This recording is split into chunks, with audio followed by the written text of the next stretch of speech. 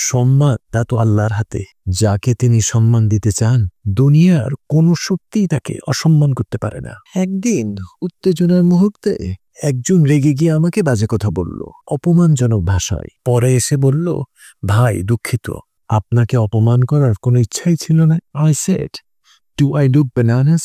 আমি কি আমার সম্মান জমা রেখেছি অন্যের হাতে যাতে তারা সেটা নিয়ে খেলা করতে পারে? না ভাই, আমি আমার সম্মান রেখেছি নিরাপদ হাতে, আল্লাহর হাতে, যেখানে মানুষের রাগ পৌঁছাতে পারে না। আবার আসা যাক ভ্যালিডেশন প্রসঙ্গে। কেউ যদি বলে তোমার জুতা দারুণ, তাহলে কি জুতার মান বেড়ে যায় আর আপনি ভালো বোধ করেন? আর যদি উল্টাটা বলে তোমার তো আর এক জোড়া ভালো জুতা কেনা উচিত, তাহলে কি জুতাটা খারাপ হয়ে গেল আর আপনি ভিতরে ভেঙে পড়লেন? দ্যাট ইজ ননসেন্স ভাই। নিছক বোকামি ছাড়া কিছুই না।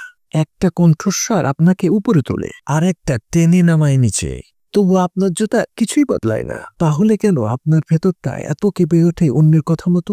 So peel the labels, steal the name, and find your worth you hold within. For mirrors lie, but soul remains, untouched by loss, untouched by names.